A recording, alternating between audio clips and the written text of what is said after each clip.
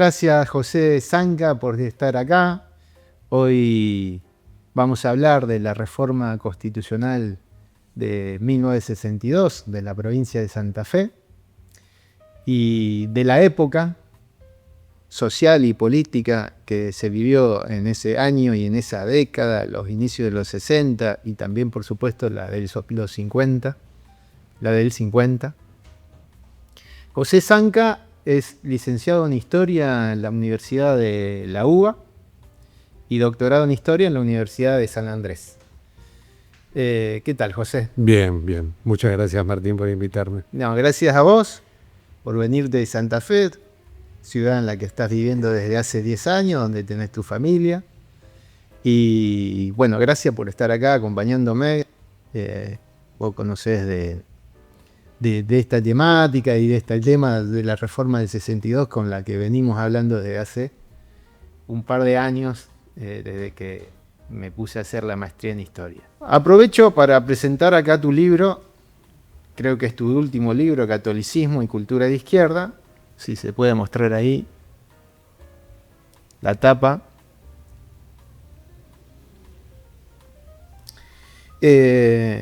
Bueno, que trata justamente de estos años, la década del 50, la década del 60 y llega a la década del 70. Toma como sujeto actor de estas transformaciones culturales y políticas que se dan a la Iglesia Católica y demás proyecciones. Y bueno, yo lo que te quisiera preguntar como para empezar esta conversación, ¿qué particularidad ves, qué ves en común en esas mentalidades, en esas formas de racionalizar la política de esos años? Bueno, ahí lo que me parece que está jugando entre los años 50, 60, es como una superposición de dos historias, ¿no? Por un lado, las historias de los conflictos de la política argentina, que en el centro de esa conflictividad está el peronismo, y por otro lado, la conflictividad internacional, ¿sí? La Guerra Fría, la escalada de la Guerra Fría, e incluso los debates que se dan en el mismo campo revolucionario, ¿no? El campo socialista, sobre cuál es la vía para llevar adelante esa transformación mundial. Lo primero que uno tiene que ver es que es una época muy distinta a la nuestra, con ideas y con mentalidades en muchos sentidos muy diversas, ¿no?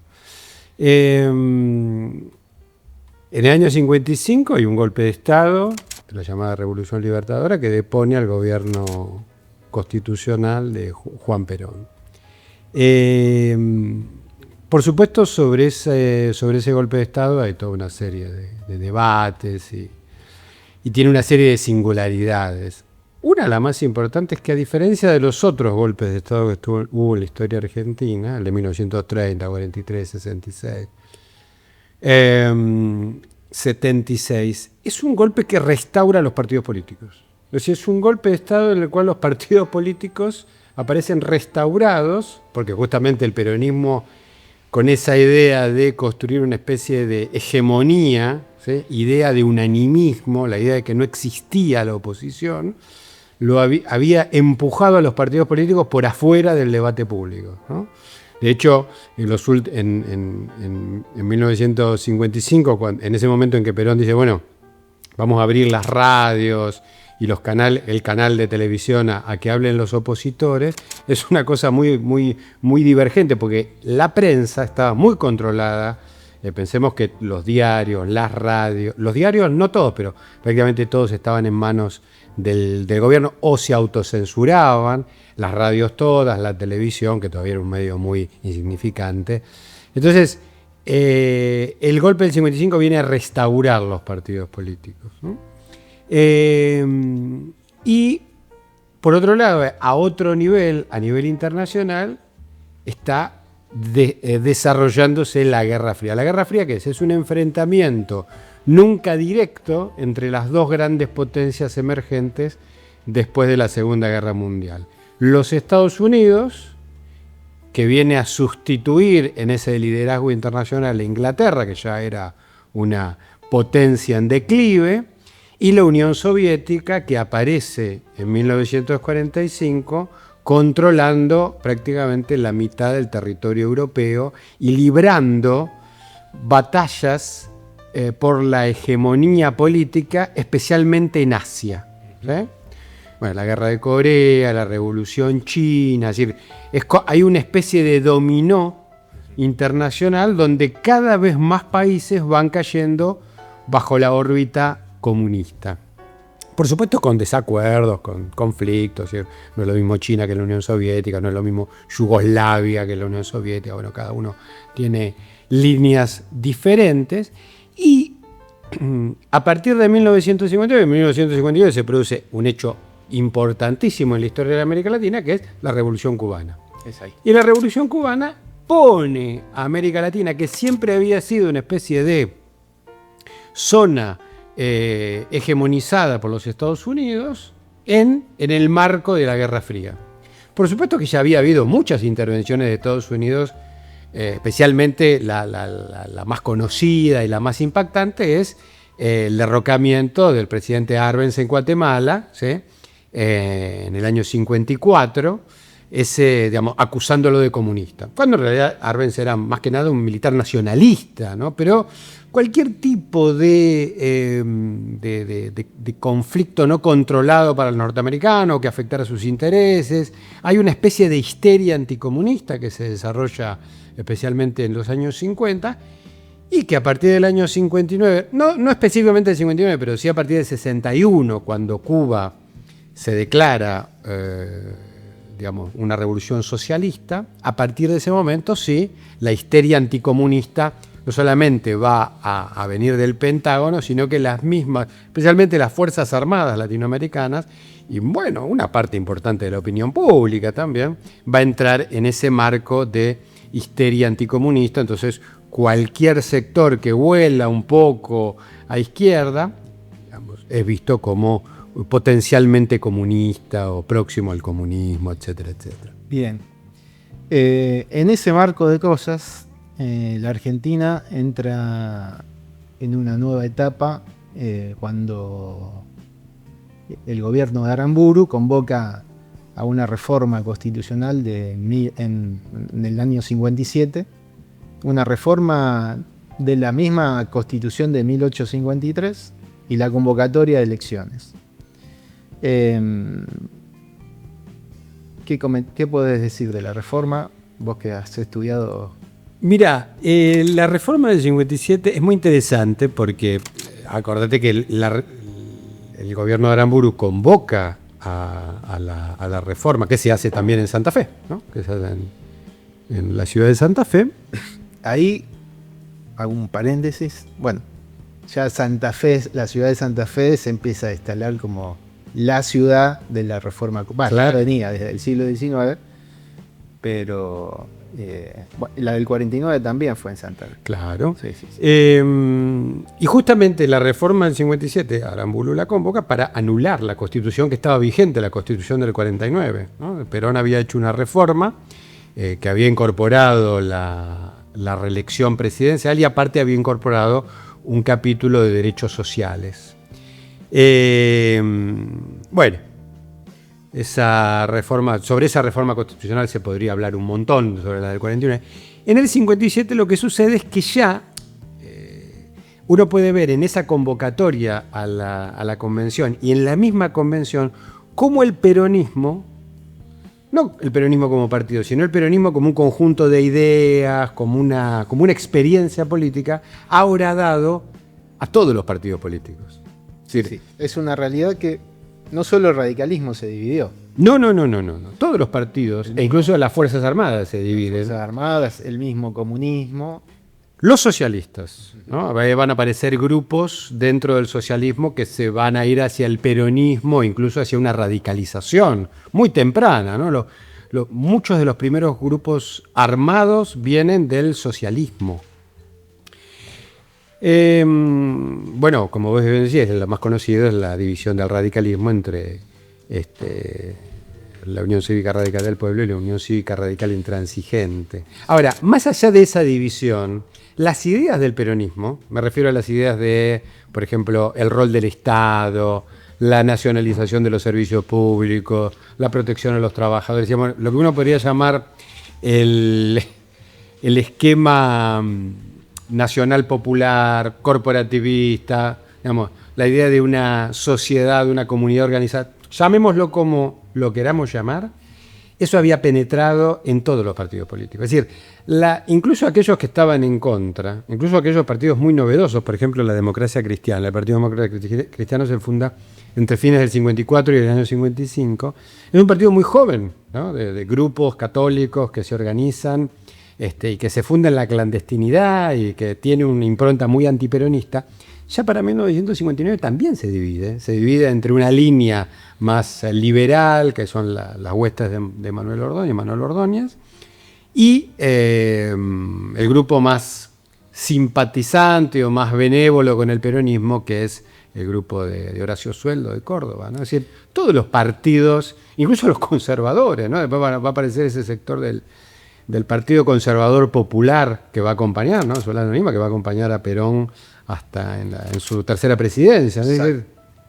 Y esa convención lo que tiene de particular es que, bueno, el peronismo estaba ausente, estaba proscripto, había un escenario amplio de partidos políticos que lo que sucedía es que ninguno tenía la capacidad de construir un consenso ni una legitimidad política para, digamos, llevar adelante la misma reforma y cualquier proyecto político.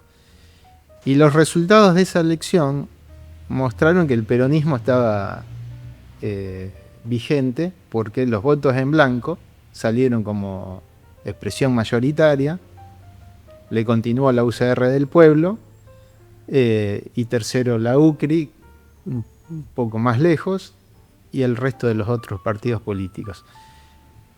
En esa convención, que duró poco tiempo, que no se llegó, lo que conocemos que se pudo reformar fue el artículo 14 bis, donde se incorporaron los derechos de los trabajadores y todo lo que hacía al universo de los derechos sociales, y el artículo 65 también, pero no hubo un acuerdo en esa convención. ¿Qué puedes decir? Claro, a veces las convenciones, no digo a veces, las convenciones, como los parlamentos, reflejan en buena medida el clima político. O sea, me refiero a los niveles de acuerdo de una sociedad. Esa convención es muy particular porque rápidamente queda con un quórum muy débil, porque la Unión Cívica Radical Intransigente se retira en la primera sesión. Entonces Allende con los convencionales de la UCRI se van. Entonces la convención queda con un quórum muy finito, muy finito. Y entonces los grupos minoritarios, los partidos más chiquitos, tienen mucho poder, porque donde se levanta uno, la convención se queda sin quórum. Entonces ese poder de veto que tienen los grupos minoritarios lo hacen jugar, ¿sí? Claro. Y el otro factor que tenés ahí, bueno, es que a partir del 55 vos ya vas a tener una democracia que está poco a poco tutelada por las Fuerzas Armadas. Es decir, son las Fuerzas Armadas las que convocan a la convención, son las Fuerzas Armadas las que están observando lo que hace la convención. Lo que le interesa a Aramburu básicamente es que se anule la Constitución del 49 y que se restaure del 53. Nada más. Exacto. Ahora, la convención logra, por ejemplo, incorporar el artículo 14 bis, que es una forma de este mundo no peronista, que es el que está en la convención, que es el que funciona en el mundo político, ¿no? Hay ese universo no peronista que dice, bueno, Perón fue malo, pero lo que hizo Perón no fue tan malo, ¿no? Claro. Entonces, bueno, vamos a incorporar todos esos derechos. No es que vamos a dejar a los trabajadores sin sus derechos. ¿Por qué? Porque hay un dato clave, y es que, como vos decís, los votos en blanco, que seguramente son los votos del peronismo, digamos, todos los políticos están mirando esos votos y quieren captar esos votos, ¿no? Es un público, es un votante al cual todos quieren apelar. Y el primero que quiere apelar es por supuesto, Frondizi. Exacto. ¿No? Frondizi hace la cuenta y dice, entre lo que saqué yo y lo que salió de votos en blanco, si yo hago un acuerdo con Perón, soy el próximo presidente. Pero no solo soy el próximo presidente, sino que soy el presidente que reconcilia a las dos grandes fuerzas sociales de la Argentina, a los trabajadores y a la clase media. Entonces, Frondizi se ve a sí mismo como un actor que puede llevar adelante una especie de gran pacificación nacional. A ver, yo creo que ahí se embaló mucho Frondizi, creyó mucho en ese proyecto que a lo mejor más adelante lo podría haber llevado adelante, pero no era su momento, ese espacio de partidos populares desde el peronismo y el radicalismo juntos. Pero avanzó. Ahí aparece la figura de Frigerio. Hay contactos con Perón, que Perón estaba en Caracas. Uh-huh. Hay conversaciones que hablan, y Perón lo niega, Frondizi también, el famoso pacto político entre los dos líderes, Frondizi y Perón. Un pacto, un acuerdo electoral donde el peronismo le aportaba sus votos y Frondizi se comprometía a hacer ciertas modificaciones y ciertas en su gobierno, a favor de lo que el peronismo le estaba solicitando. Básicamente, volver a legalizar el peronismo. Pero ese es el problema de la política argentina entre 1955 y 1966. Para poder llegar al poder, los políticos tienen que prometerle a los peronistas que van a normalizar el sistema político, y eso quiere decir volver a incorporar al peronismo a la vida política. Pero esa medida tiene el veto de los militares. Exacto.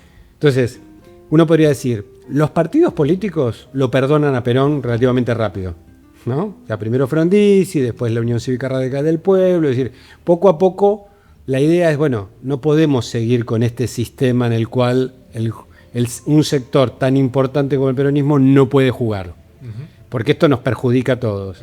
Los que no perdonan a Perón son las Fuerzas Armadas, entonces siempre están vetando cualquier tipo de salida que tenga incorporado al peronismo. Los partidos políticos ensayan todo durante esa década. Digamos, hacen todo tipo de alquimia como para ir, bueno, que se presenten elecciones provinciales, bueno, metan al peronismo en un frente con otro, escóndanlo, como, digamos, métanlo entre otros para que no se note tanto. Hacen un montón de tramoyas como para que esa incorporación no ofenda a los... Perdón. Para que no ofenda a las Fuerzas Armadas. Claro. Hasta las elecciones de marzo del 62. Claro. ¿No? Que estamos ahí en las vísperas de la reforma constitucional santafesina. Vamos a decir unas palabras antes del gobierno de Frondizi, porque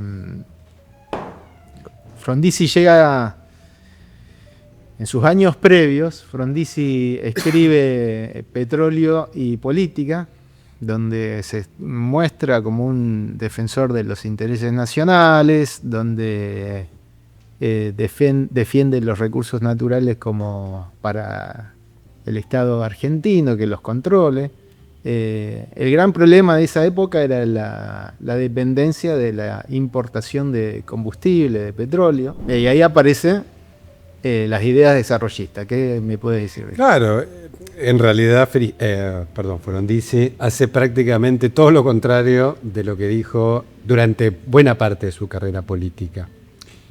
Recordemos que Frondizi viene de la Unión Cívica Radical Intransigentes, viene de una familia de intelectuales, es un hombre que ha estado muy próximo a la izquierda. Él en algún momento fue abogado del Socorro Rojo, que era la agrupación de derechos humanos del Partido Comunista. Es decir, un tipo que estaba muy vinculado al pensamiento de izquierda.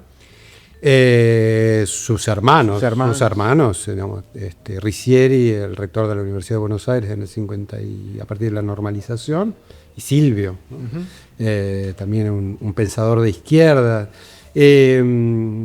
Frondizi hace en casi todas las líneas cosas distintas de las que había dicho. Lo que pasa es que el problema energético en Argentina, sabemos que venía de antes, ya Perón había querido hacer los contratos petroleros, los hace de hecho en 1954. Es decir, la industrialización trae un problema energético. O sea, bueno, no tenés energía para poder abastecer a la industria que está creciendo. Entonces,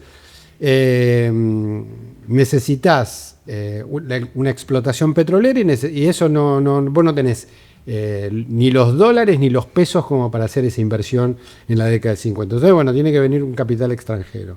Pero claro, por eso yo te decía, ese mundo tiene una mentalidad completamente distinta al actual. Hoy en día nosotros aplaudiríamos si viene alguna inversión extranjera, ¿no? Por supuesto hay debate, cuánto, cómo, de qué manera, cuál es el límite.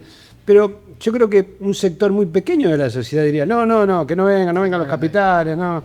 En ese momento, la idea de que vos entregaras tu subsuelo a la explotación extranjera era vista como una acción entreguista, ¿no? De hecho, un poco el quiebre de esa alianza, de ese núcleo de poder del peronismo en el año 53, 54, por supuesto tiene que ver con la CGT y sus reclamos salariales, pero también tiene que ver con esta traición que hace Perón a su discurso nacionalista. Exacto. Y lo que hace Frondizi es llevar adelante una política de atracción de las inversiones extranjeras en general, porque no solamente en el área energética, sino que es en el área manufacturera, es decir, la Córdoba, que ya se venía desarrollando también. Por eso hay que ver que hay muchas líneas de continuidad con el peronismo. Es decir, en el Frondizi, muchas de las cosas que Frondizi lleva adelante, y que incluso la Revolución Libertadora lleva adelante, el CONICET, por ejemplo, donde yo trabajo. El CONICET lo creó. Hay un proyecto, primero hay un proyecto, hay un consejo ya en la época de Perón. Claro. Después se crea durante la Revolución Libertadora, porque se crea en el 57. Y después, digamos, el CONICET sigue durante gobierno democrático, gobiernos de facto. ¿Por qué? Porque la idea es el modelo desarrollista, que puede ser bajo un gobierno democrático como puede ser un gobierno autoritario. El modelo desarrollista, que es el modelo que todos los países en vías de desarrollo y todos los países latinoamericanos, o muchos quieren desarrollar, es decir, todos se quieren industrializar, todos se quieren autonomizar, requiere de no solamente, digamos, para llegar a esa autonomía, que es en el fondo la idea de Frondizi, para poder ser autónomos necesitamos que primero vengan los capitales, por ejemplo, en Córdoba, la creación de todas esas industrias básicamente automotrices, que ya viene, como decíamos, de la época de Perón, porque es Perón el que, por ejemplo, instala la industria de aviación en Córdoba.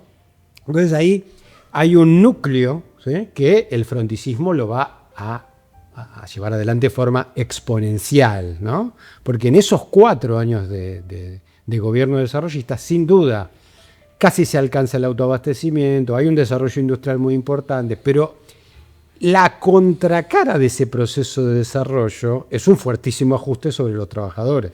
Claro. Que hasta, digamos, la década peronista habían tenido un nivel de vida bastante bueno. Entonces, se hace un fuertísimo ajuste sobre los trabajadores y por eso y aparte hay un problema político, por supuesto, porque los trabajadores son de identidad peronista. Entonces, al problema económico se suma el problema político. Exacto. ¿No?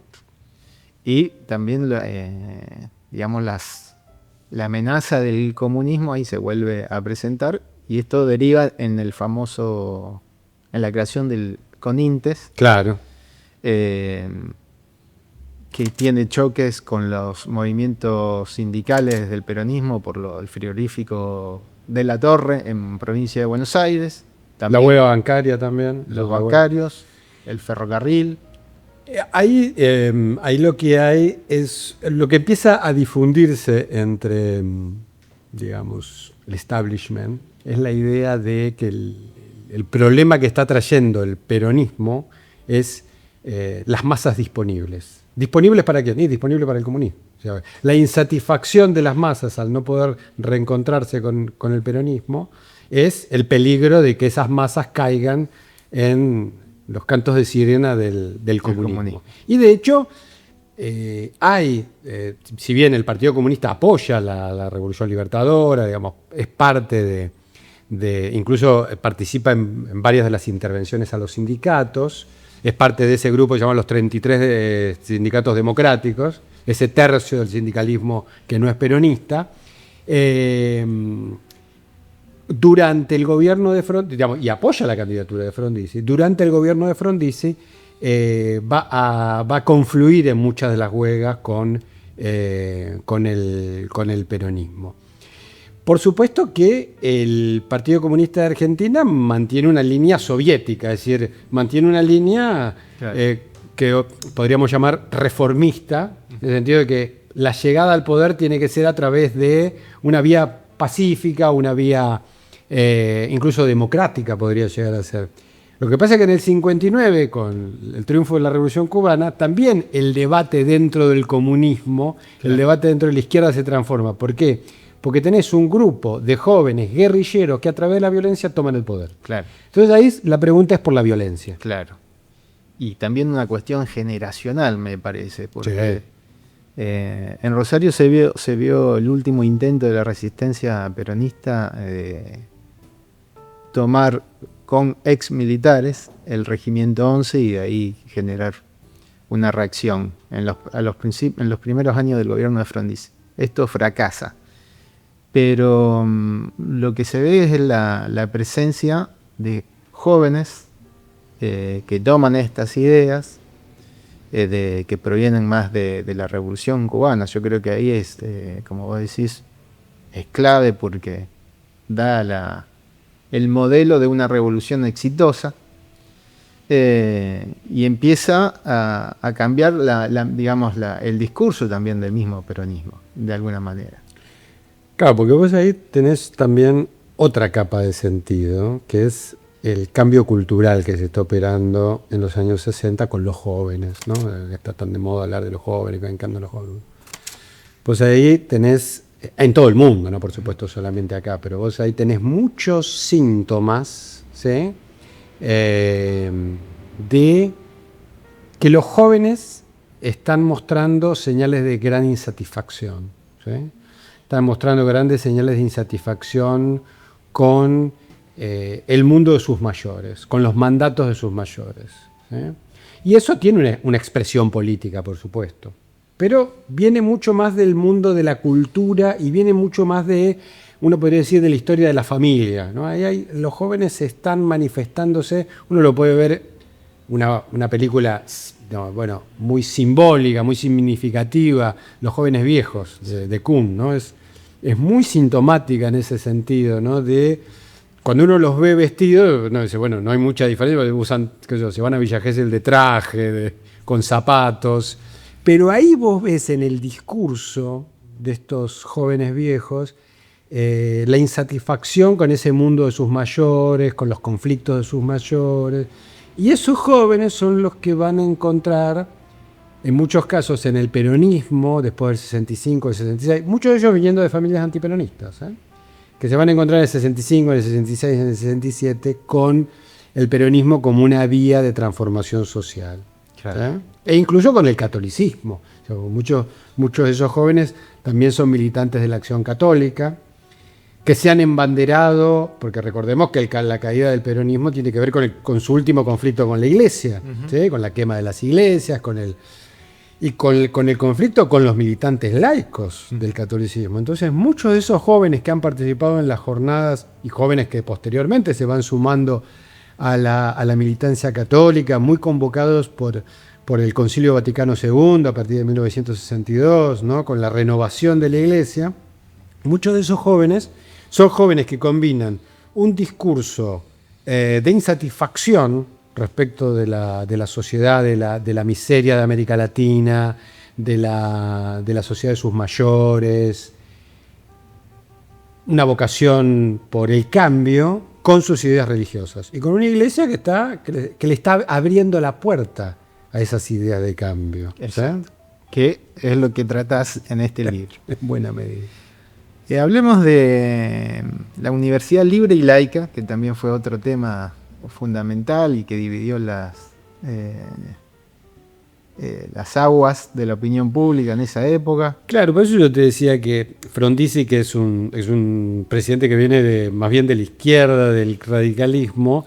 Y acá hago un... Porque justamente lo curioso de la figura de Frondizi que cuando promueve esta idea de las universidades libres,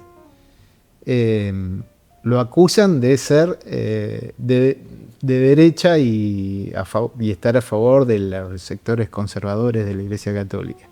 Y los militares lo acusan de ser comunista por estar con Frigerio y promover la idea desarrollista. Bueno, esto también habla de las contradicciones de esa época. Claro. Y cierro. Claro.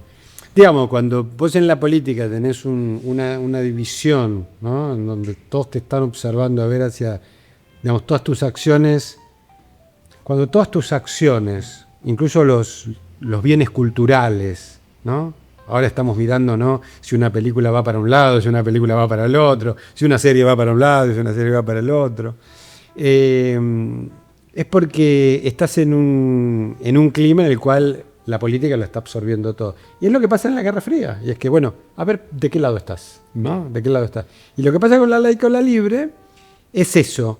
Frondizi, que viene de un partido laicista como el radicalismo, termina de promover una reforma universitaria que ya había sido iniciada durante la revolución, durante el gobierno de la Revolución Libertadora, que habilita la existencia de universidades privadas. Y eso genera también un gran escándalo porque se conecta la idea de que Frondizi está entregando la soberanía argentina en el petróleo y está entregando la soberanía cultural al permitir que existan universidades privadas. Hoy seguramente no sería un escándalo, pero en ese momento la idea de que las personas se formaran en una universidad que no fuera del Estado, ¿sí?, que era vista como una especie de iglesia laica que formaba a los ciudadanos, era como una avanzada peligrosísima. Y eso generó un gran conflicto, grandes movilizaciones, especialmente de los defensores de la educación laica, pero también los defensores de la educación libre veían en los defensores de la educación laica al comunismo. Por ejemplo, en cambio de poner laica con C, ponían laica con K. Acordate que laica es esa perrita que la Unión Soviética manda al espacio y que, bueno, pobrecita fallece, pero la idea de laica es una especie de símbolo del comunismo, ¿no? Todo caía bajo ese debate. Mira qué interesante. Bueno, todo esto para ir a la reforma a la Constitución de 1962. Y acá podemos señalar que, bueno, la reforma se promueve en el gobierno provincial de Carlos Silvestre Benis. Es un médico que desarrolló su carrera en la ciudad de Rosario, también del radicalismo histórico, que en esta división entre UCRI y UCR del Pueblo termina estando del lado de Frondizi. Y bueno, desde que asumió su primer mandato, Silvestre Benis anuncia que va a llevar adelante una reforma constitucional en una gestión caracterizada por el desarrollismo, donde se instalan industrias pesadas y también industrias vinculadas a las fábricas de transporte de tractores como John Deere, un intento de industria automotriz acá en la provincia de Santa Fe. Hasta ese momento Santa Fe tenía muy poco de rutas pavimentadas y hacía falta conectar todos los puntos de producción de la provincia. Por ejemplo, en esta gestión se lleva la ruta que va a Reconquista y Avellaneda, se pavimenta. Por eso fue una gestión de la UCRI, desarrollista, con todas esas calidades. Y que tenía este intento que mencionábamos recién de Frondizi, de generar algo que avance a los desencuentros entre peronistas y radicales, esta coyuntura de conflicto, y con las experiencias también de las reformas del 49, donde el radicalismo se había levantado del recinto, y la del 57, donde el peronismo había estado ausente, y también la UCRI se había retirado. La reforma del 62 termina siendo como una muestra también, una proyección política de lo que Frondizi, en definitiva, quiso hacer con Santa Fe. O sea, Santa Fe, Frondizi en el año 61 adelanta las elecciones en la provincia de Catamarca, San Luis y Santa Fe, porque sabía que tenía chances de ganar. Efectivamente, ganan las 3 provincias. Ahí en el caso de Santa Fe se eligen los gobernador, vicegobernador, diputados y convencionales juntos. En un sistema novedoso para lo que era la provincia de Santa Fe, porque hasta ese momento el sistema proporcional no existía. Claro. Sí es discutido y criticado por algunas fuerzas opositoras, diría todas, como la UCR del Pueblo y la Democracia Progresista, porque el que ganaba se llevaba más de la mitad de los convencionales y el resto se distribuía proporcionalmente. Los resultados fueron muy parejos, entonces eso generó la crítica, la observación. Y en ese marco, volvemos a lo nacional, Frondizi se entusiasma, ve chances de poderle ganar, competir con el peronismo y ganarle, y convoca elecciones en enero de 1962. Ahí el dirigente Atilio ¿era? Framini. Framini, sí. Framini, creo uno de los duros de la CGT, un sindicalista. Exactamente, de la resistencia. Andrés Framini, de la resistencia peronista. ¿Y ahí qué pasó? Gana las elecciones. Gana las elecciones en la provincia de Buenos Aires. Claro, pues fíjate que, como vos decís, cuando se divide la Unión Cívica Radical, el sector más dinámico, más joven, más modernizador, incluso más brillante, uno podría decir, se va con Frondizi. Sí. ¿Qué queda en la Unión Cívica Radical del Pueblo? Un poco la gente más... El radical de comité, digamos, más la UCR del siglo XIX se queda ahí, ¿no? Exacto. La gente más joven, más dinámica, como Silvestre Deni, se va, que tienen, ¿no? Y realmente la provincia es muy exitosa. Y es una de las que más, porque la idea de Frondizi es no solamente la integración del peronismo, sino la idea de una integración nacional. ¿Cómo integrás? Bueno, no es que cualquiera tiene que decidir dónde van las inversiones, es el Estado, ¿no? Eso es un desarrollismo donde el Estado tiene mucha importancia. Es el Estado el que tiene que decidir. Entonces, yo necesito Córdoba, necesito Santa Fe. Entonces, yo Estado digo a dónde tiene que ir a instalarse esas industrias. O en todo caso, se instala, pero a condición de que se instalen ahí. Claro. Pues para instalarla en Buenos Aires ya, digamos, eso lo hace el mercado. Entonces, es el Estado que dice, bueno, vayan para acá, vayan para allá. La idea es integrar una Argentina que está muy desintegrada, ¿sí? Que está muy concentrada en Buenos Aires, que, digamos, en donde está todo, está el asfalto, donde están las industrias, donde está el mercado, donde está el puerto. Bueno, la historia argentina, ¿no? La historia argentina. En una provincia también, como vos bien sabés, que también tiene un problema de integración entre el norte y el sur, Sí. ¿no? Entonces, es un gobierno muy exitoso, ¿no? El de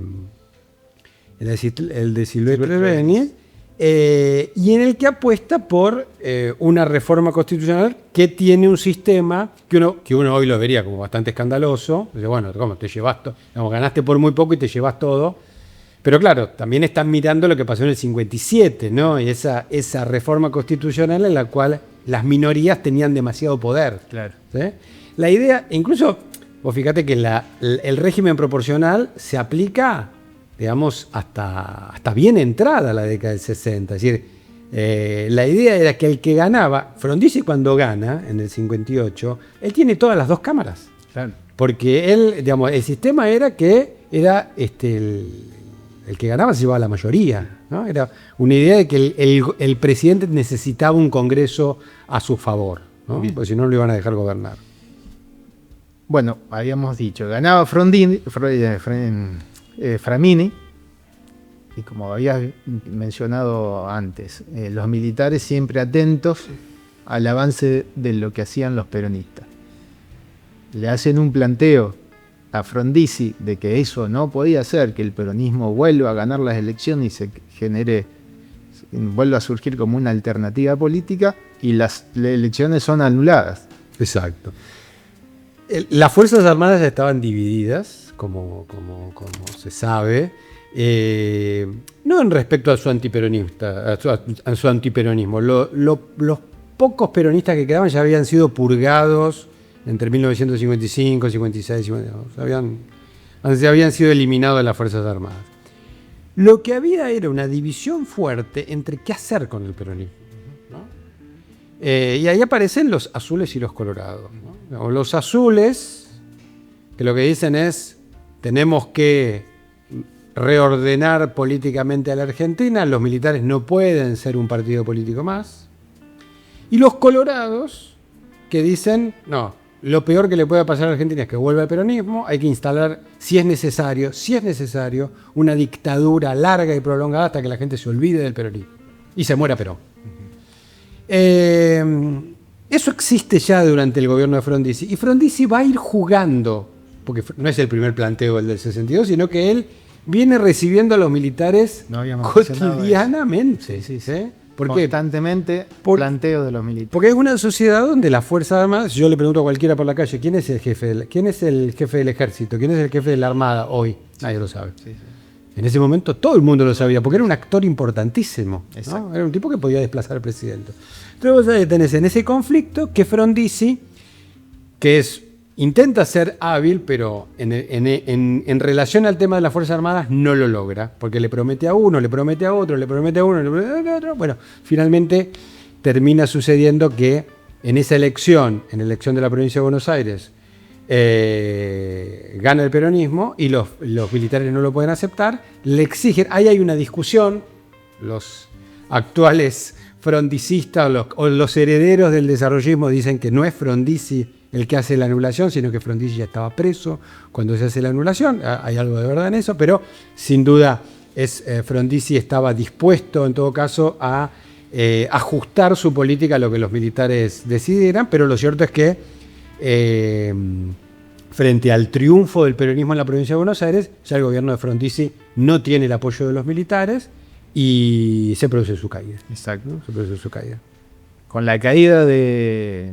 Acá vuelvo unos días exactamente la convención, el 16 de enero, en esta coyuntura de... Porque la verdad que la convención cuando empezó con mucho entusiasmo, todos los partidos, incluso la prensa cubre en sus primeras planas. Había cierto entusiasmo de que se iba a llevar adelante el debate tranquilamente, lo cual no lo fue. Las primeras 3 sesiones hasta el triunfo de Framini fueron tranquilas, se organizó la convención, se presentaron todos los proyectos, pero gana Framini, viene la anulación de las elecciones y en ese momento hay una reacción del peronismo lo que no mencioné es que había 2 espacios peronistas, el Partido Laborista y 3 banderas. El Partido Laborista había sido la fuerza más votada después de la UCRI, o sea, con una proyección importante, tenía 10 convencionales, después seguía la UCR del Pueblo, los Demócratas Progresistas, Partido del Trabajo y el Progreso, que eran Víctor... ya me voy a acordar, que eran ex desarrollistas. Es importante que me acuerde bueno, ya me va a salir. La Democracia Cristiana, que empieza a tener su representación también política. Y bueno, la convención había nacido con cierta alegría, buenas perspectivas de que salga tranquilamente. Viene la anulación de las elecciones y el peronismo en minoría, sin la presencia del oficialismo en la sesión, hace una sesión que se expresan todas estas preocupaciones, donde se deja librada la opinión, porque el bloque del Partido Laborista estaba integrado por viejos peronistas que venían más desde los inicios del peronismo, con jóvenes peronistas.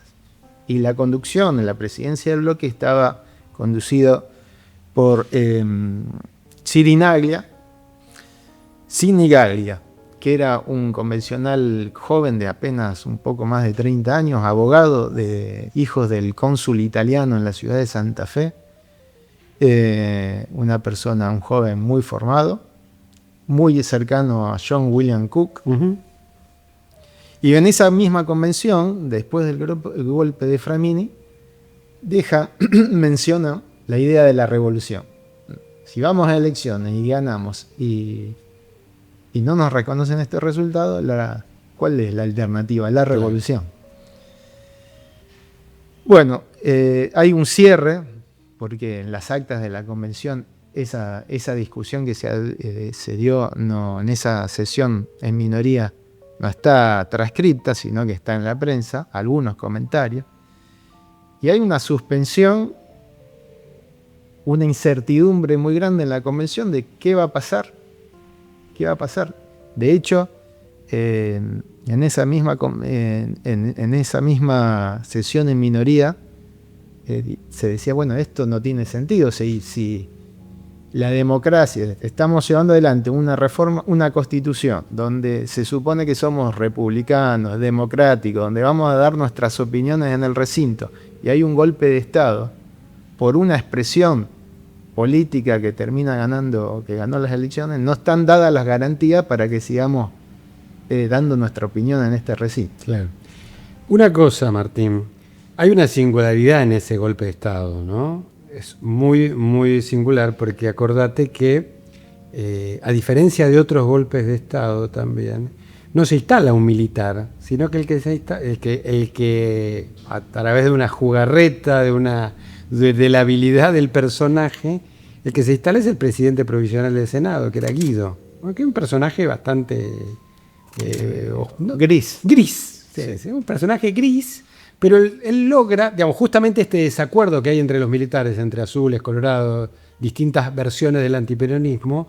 El tipo logra emerger como una figura que puede, ¿no?, que puede arbitrar, si se quiere, y se instala Guido, por supuesto, con la tutela en primera instancia de los militares colorados. Exacto. En primera instancia de los militares colorados. O sea, hay una fachada de continuidad. Hay una especie de fachada de continuidad constitucional, porque es el presidente provisional del Senado el que está a cargo de la presidencia. A los pocos días de la suspensión de la eliminación de las elecciones viene el golpe. Claro. Ahí hay desde el 20 de marzo al 6 de abril, en la convención, un espacio de tiempo que deben haber sido reuniones en salas, en espacios cerrados, y donde se decidía qué se va a hacer con la convención. La cuestión que el 6 de abril se retoma la convención, el peronismo, con las dos fuerzas que tenían, el Partido Laborista y Tres Banderas, expresan su desacuerdo por la cuestión nacional y se retiran de la convención, y la convención ahí sigue con las otras fuerzas políticas. Hay que mencionar que el proyecto, lo que dejan en claro los convencionales, que las ideas del proyecto del Partido Laborista y Tres Banderas fueron considerados en esta constitución definitiva.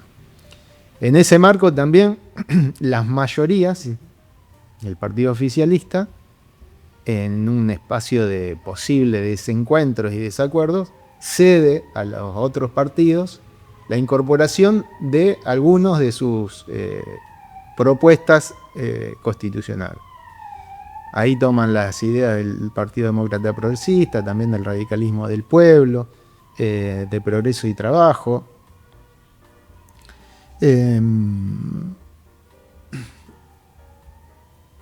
Mirto Viale,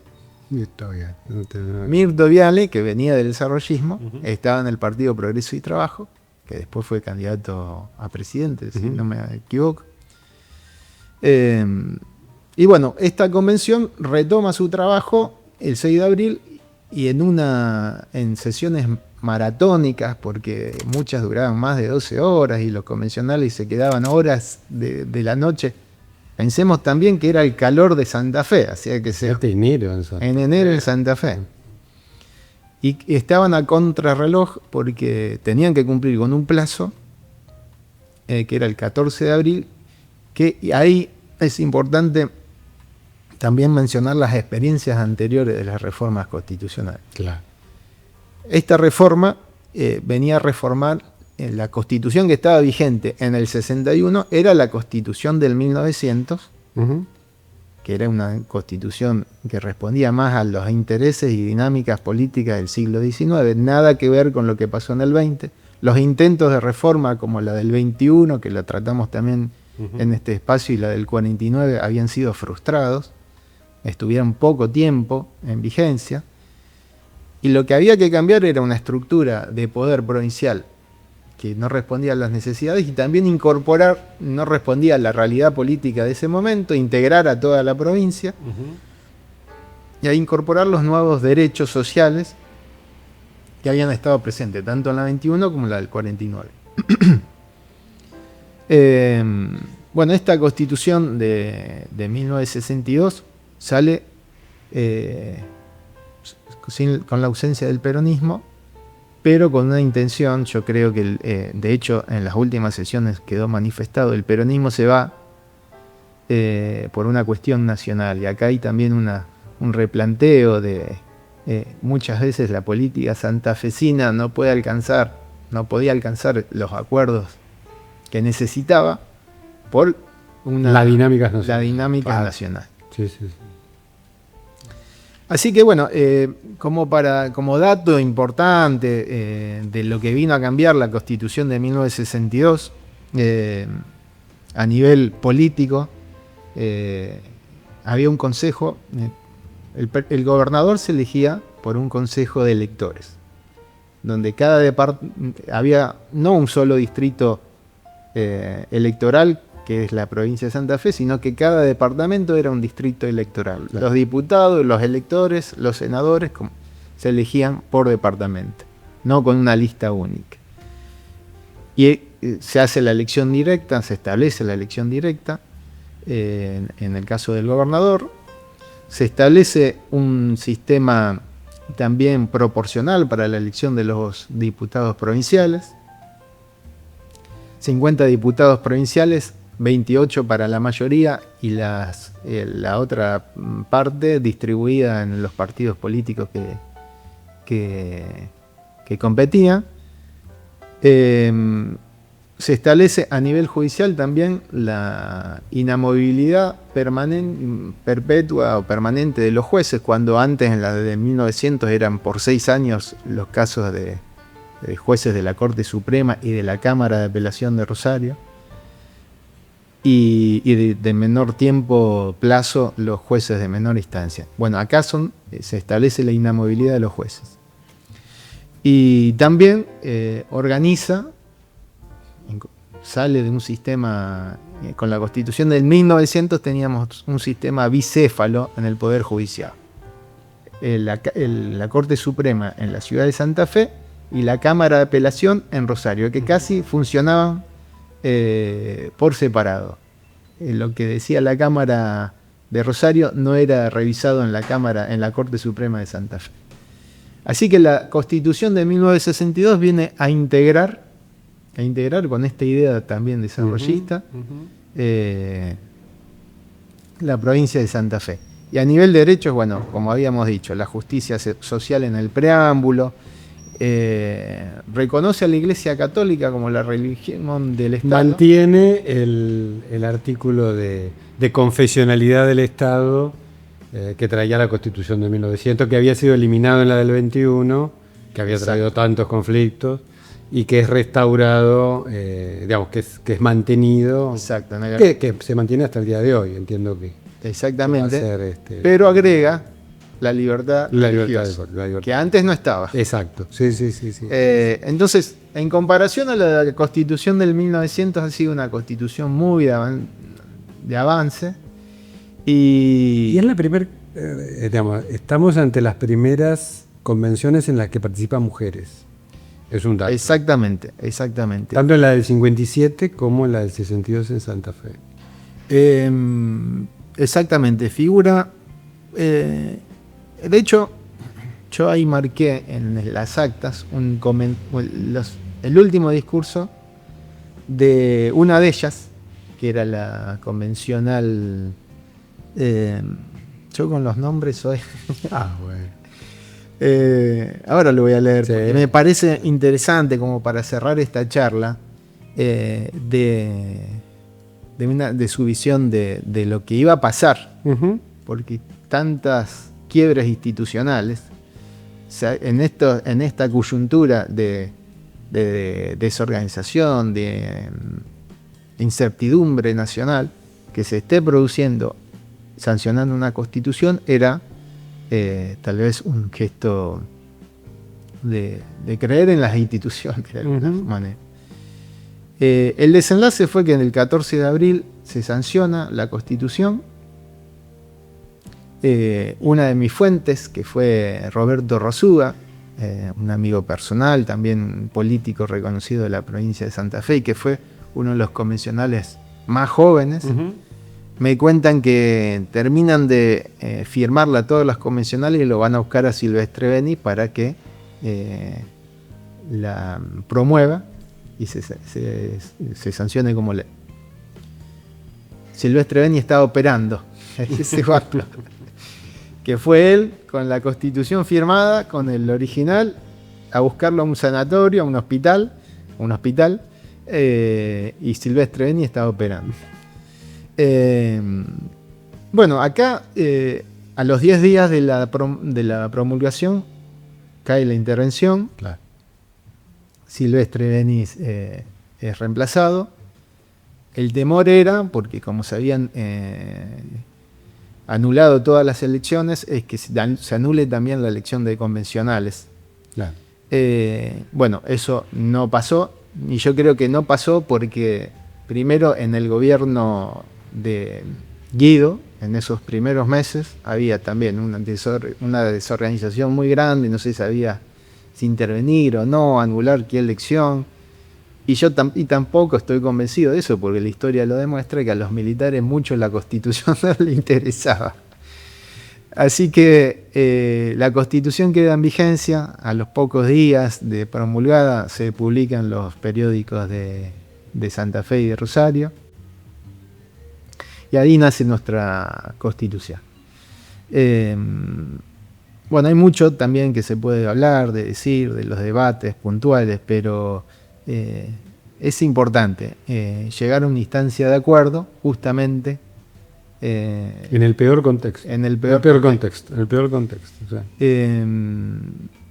Así que, ¿alguna reflexión? No, eso, que esa coyuntura del 62 es una coyuntura, es un año terrible y maravilloso al mismo tiempo. Porque acordate que también es el año de la crisis de los misiles, el momento en el cual casi el mundo estalla por los aires por el conflicto entre la Unión Soviética y Estados Unidos. Es el año que empieza el Concilio Vaticano II, es el año del boom literario, donde aparecen las primeras novelas del boom literario latinoamericano. Y es el año de la Constitución, es el año del golpe de Estado. Y también es el primer año del conflicto, porque azules y colorados terminan enfrentándose Exactamente. O sea, se empieza entre el 62 y el 63 hay enfrentamientos entre las dos fuerzas, ¿sí? Por eso también ese gobierno es un gobierno muy débil en relación a, digamos, el poder real pasa por otro lado, ¿no? Y es el año también en que Estados Unidos, en bloque, pone a Latinoamérica en contra de Cuba. Claro. Expulsándolo de la OEA. Exacto. Sí. Que Frondizi ahí no apoyó esa iniciativa que era de Colombia. Que sumado a eso, más la visita del Che Guevara a Frondizi, que fue en una reunión secreta, que también después pasó a Brasil, y inmediatamente al presidente de Brasil lo quitan del gobierno también por esta visita. En el 64 fue. Exacto, sí. Bueno, en ese marco de cosas, creo que haber dictado una constitución en la provincia de Santa Fe es valorar. En los 70, en los 60, ya se veía este clima de violencia y de falta de acuerdos. Sí. Por supuesto, la diferencia, digamos, si uno tuviera que plantear las diferencias del momento actual, la diferencia es que había una vocación por la paz, ¿no? Había por lo menos un discurso. Después había acciones que se contradecían y había un nudo político que nadie podía resolver. Digamos, no era un problema de voluntad. No, sí, la paz la querían, por lo menos discursivamente la querían todos. Exacto. El problema era que no se podía resolver el nudo. Y el nudo era que había un montón de actores, Fuerza Armada, peronismo, partidos políticos, empresarios, universidades, intelectuales, un clima mundial, que no era un nudo fácil de desatar. No son cosas fáciles de desatar. Entonces, son fenómenos, los que se dan en la década del 60 y los que se dan en la década del 70, que no necesariamente tienen que ver con la vocación personal. Incluso, pues fíjate, personas que pensamos que son muy poderosas, Perón, ¿no? Y que él mismo no pudo desatar a su vuelta. Dice, bueno, yo lo ato, pero después lo voy a desatar. Bueno, no lo pudo desatar. No lo pudo. Entonces, son nudos gordianos, los nudos gordianos de la política que se establecen en esos años, e incluso muchos de ellos nos persiguen hasta el día de hoy, me parece. Exacto. Bueno, José, seguramente nos quedan un montón de temas que tratar. Y sigamos charlando. La convención dio para mucho, así que ya estamos a tiempo. En todo caso, en otro momento seguimos hablando del tema. Sigamos hablando De la historia y la política de Santa Fe. Bueno, pero muchas gracias, Martín. Gracias, José.